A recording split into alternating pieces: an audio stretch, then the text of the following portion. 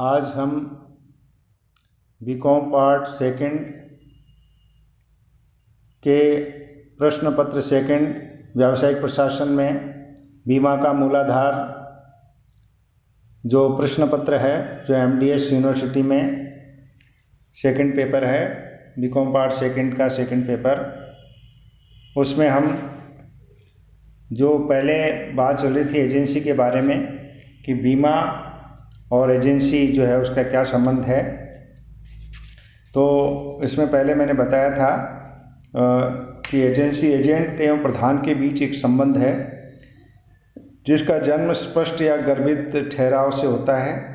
इस ठहराव के द्वारा प्रधान एजेंट को अपनी ओर से कार्य करने या अन्य पक्षकारों के साथ लेन देन से अपना प्रतिनिधित्व करने तथा उनके साथ अपना अनुबंधात्मक संबंध स्थापित करने हेतु अधिकृत करता है। और ये भी बताया था कि एजेंट कौन बन सकता है। और अब हम आगे जो बात करेंगे वो है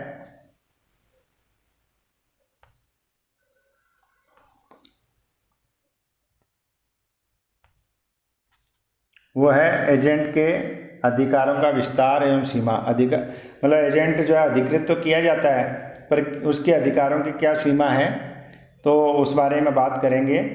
एजेंट जब अपने अधिकारों की सीमा के अंतर्गत कार्य करता है तो प्रधान या नियोक्ता उन सभी कार्यों से बंध जाता है, मतलब उसका दायित्व उत्पन्न हो जाता है, किसका? प्रधान का।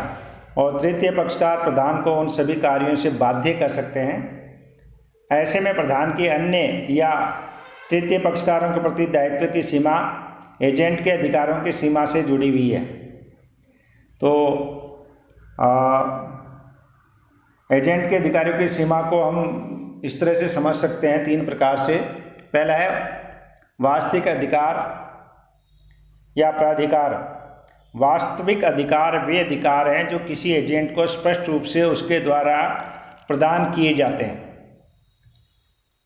प्रधान द्वारा जो है, उसके प्रधान द्वारा जो स्पष्ट रूप से दिए जाते हैं, ऐसे अधिकार स्पष्ट अथवा गर्भित रूप से प्रदान किए जाते हैं। धारा 186। इस प्रकार एजेंट के वास्तविक अधिकारों को प्रधान एवं एजेंट को प्रदत्त स्पष्ट अधिकार और प्रधान के आचरण द्वारा एजेंट को प्रदत्त गर्भित अधिकार से निर्धारित किया जाता है। यहाँ यह उल्लेखनीय है कि स्पष्ट अधिकार प्रधान द्वारा स्पष्ट लिखित एवं मौखिक रूप से किए जाते हैं। गर्भित अधिकार वे हैं जो एजेंट को प्रधान आचरण या विद्यमान परिस्थितियों से प्राप्त होते हैं। अतः एजेंट के गर्भित अधिकारों को प्रधान के आचरण, परिस्थितियों, व्यापार की प्रथाओं के आधार पर निर्धारित या ज्ञात किया जाता है। सामान्यतः प्रत्येक एजेंट को स्पष्ट अधिकारों के साथ साथ कुछ गर्भित अधिकार अवश्य होते हैं। अतः प्रत्येक एजेंट को अधिकारों के क्रियान्वयन के लिए कुछ गर्भित अधिकारों की आवश्यकता पड़ती है। इनके बिना स्पष्ट अधिकारों का क्रियान्वयन कठिन ही नहीं, कभी कभी असंभव हो जाता है। इसलिए अधिनियम में लिखा है कि यदि किसी एजेंट को व्यवसाय के संचालन का अधिकार है तो वह एजेंट उस व्यवसाय के संचालन के लिए सभी वैधानिक कार्यों अथवा जो उस व्यवसाय के सामान्य संचालन के आवश्यक हों को करने का अधिकार रखता है। धारा 188 में ये बात कही गई है। तो दूसरा है प्रकट या दृश्यमान या प्रत्यक्ष अधिकार। एजेंट के अधिकारों की सीमा उसके दृश्यमान या प्रत्यक्ष अधिकारों से भी प्रभावित होती है। दृश्यमान अधिकार वे अधिकार हैं जो दूसरों को दिखाई देते हैं या अनुभव होते हैं, जबकि वास्तव में वे अधिकार एजेंट को वास्तव में प्राप्त नहीं होते, यानी दिखाई देते हैं। दृश्यमान का मतलब दृश्यमान अधिकार प्रधान द्वारा एजेंट को दिए नहीं जाते, किंतु प्रधान अपने आचरण एवं शब्दों से बाध्य पक्षकारों को ये विश्वास करवा देता है कि एजेंट के पास वे अधिकार हैं जो प्रत्यक्षतः दिखते हैं। कभी कभी दृश्यमान अधिकार किसी एजेंट के पद या स्थिति से भी जुड़े होते हैं तथा प्रकट होते हैं। ऐसी स्थिति में एजेंट द्वारा दृश्यमान अधिकारों की सीमा में किए गए कार्यों के लिए भी प्रधान तृतीय पक्षकारों के प्रति उत्तरदायी हो जाता है, यदि तृतीय पक्षकारों ने सद्भावना से कार्य किए हों। किंतु ऐसे अधिकारों के अधीन किए गए कार्यों से एजेंट प्रधान के प्रति स्वयं उत्तरदायी बना रहता है। फिर है यहाँ उल्लेखनीय कि एजेंट के दृश्यमान या प्रकट अधिकारों की सीमा व्यवसाय की परंपराओं एवं रीतियों पर निर्भर करती है। यदि प्रधान का व्यवसाय मुद्रा से लेन देन का है तो एजेंट प्रधान की साख को गिरवी रखकर ऋण भी प्राप्त कर सकता है। यदि परंपरा अनुसार एजेंट प्रधान की ओर से विनिमय विपत्र भी स्वीकार करता है तो वह भी उसके दृश्यमान अधिकारों की सीमा में माना जाता है। इसी प्रकार संपत्ति के विक्रय के लिए नियुक्त एजेंट द्वारा प्रधान की ओर से अग्रिम राशि प्राप्त करना भी दृश्यमान अधिकार में ही सम्मिलित है। फिर है संकटकालीन अधिकार। एजेंट अपने प्रधान को संकटकालीन परिस्थितियों में हानि होने से बचाने हेतु कार्य करने का अधिकार देता है, किंतु एजेंट को संकट काल में अधिकारों का उपयोग ठीक उसी प्रकार करना चाहिए जैसे कि एक सामान्य बुद्धि का व्यक्ति वैसी परिस्थितियों में अपने निजी मामले में सामान्यतः करता है। तो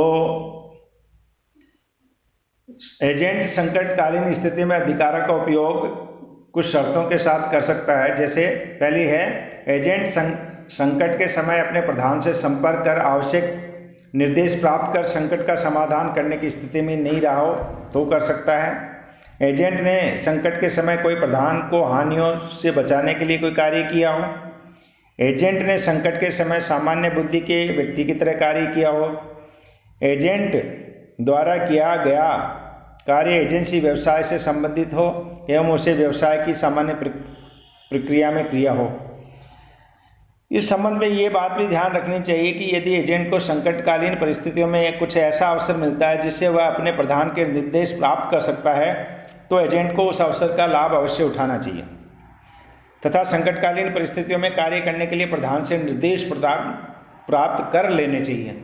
यदि एजेंट अपने पास अवसर तथा समय होते हुए प्रधान से निर्देश प्राप्त नहीं करता है तो वह एजेंट व्यक्तिगत रूप से उत्तरदायी ठहराया जा सकता है। तो ये मतलब ये सीमा है, एक तरह से अधिकारों की सीमा है और ये 3 तरह की होती है। फिर है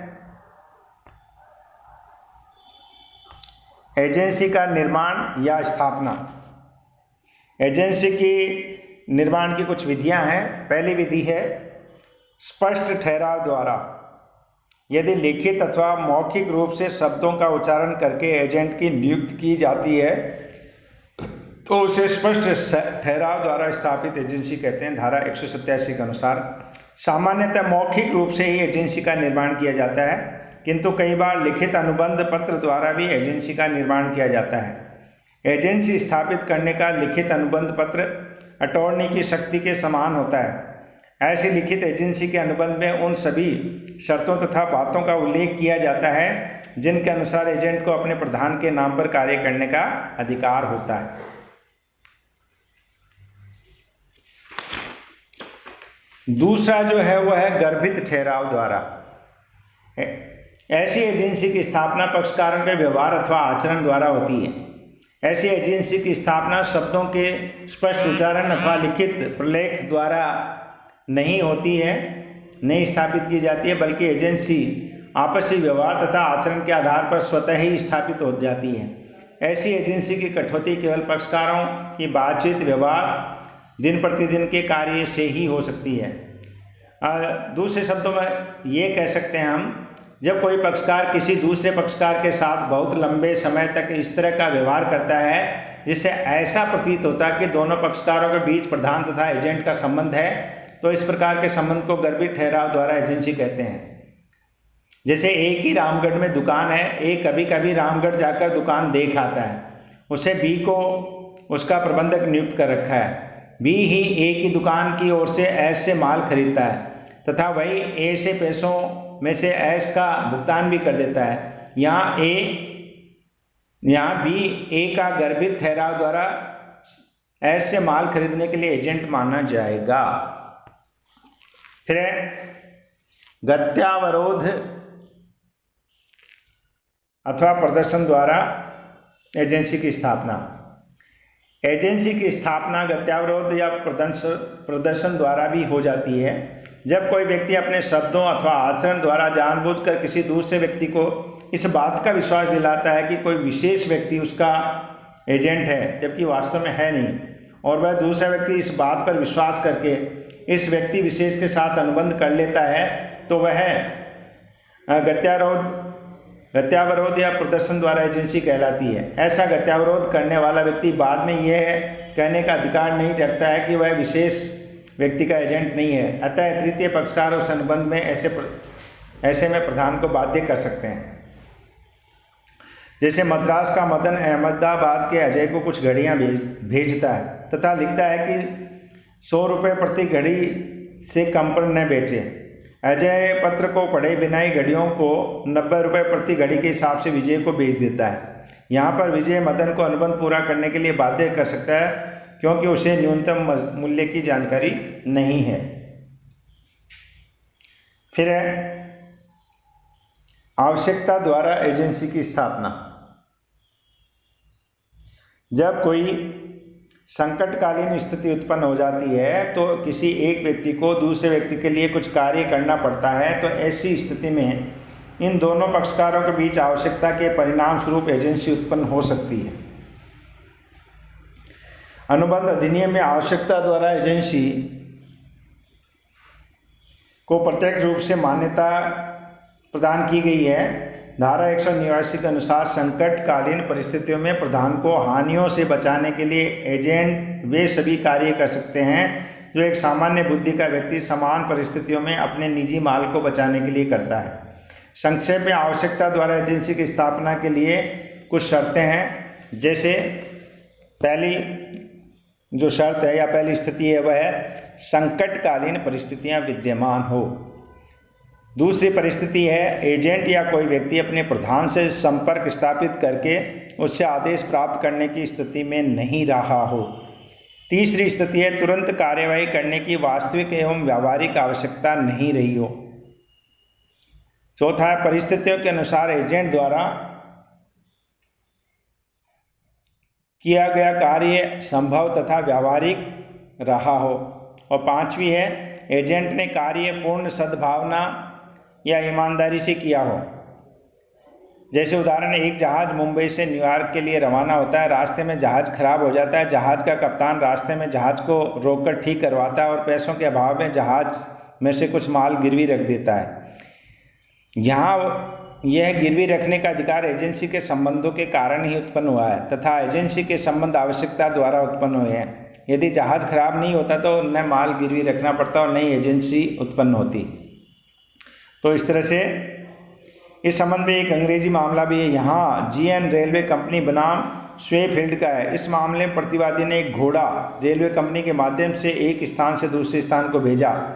गंतव्य स्थान पर कोई भी व्यक्ति घोड़े की सुपुर्दगी लेने नहीं पहुंचा, अतः रेलवे कंपनी ने घोड़े की देख रेख के लिए कुछ खर्चा करना पड़ा। न्यायालय ने निर्णय दिया कि यहाँ रेलवे कंपनी की आवश्यकता द्वारा एजेंसी थी, अतः घोड़े को खिलाने पिलाने पर किया गया खर्च रेलवे कंपनी प्राप्त करने का अधिकार रखती है। फिर है पुष्टिकरण द्वारा बाय रेटिफिकेशन। पुष्टिकरण द्वारा एजेंसी उस समय स्थापित होती है जबकि कोई व्यक्ति किसी दूसरे व्यक्ति की ओर से तथा उसी के नाम से स्वेच्छा से कोई कार्य कर देता है और दूसरा व्यक्ति उसकी पुष्टि कर देता है। इस प्रकार दूसरा व्यक्ति पहले व्यक्ति के कार्य की पुष्टि करके उसे एजेंट के रूप में स्वीकार कर लेता है। इसलिए इसे एक्स पोस्ट फैक्टो एजेंसी के नाम से भी जानते हैं। एजेंसी की स्थापना के बारे में इसमें पुष्टिकरण द्वारा और थोड़ा विस्तार से बाद में बात करेंगे। और छठा है राजनियम के प्रभाव से एजेंसी की स्थापना। राजनियम के लागू होने से भी एजेंसी की स्थापना हो जाती है। उदाहरण के लिए साझेदारी फर्म में सभी साझेदार एक दूसरे के एजेंट होते हैं। कंपनी के संचालक भी अपनी अधिकार सीमा में कंपनी के एजेंट बन जाते हैं। तो ये एजेंसी की स्थापना के बारे में हमने आज अध्ययन किया। धन्यवाद।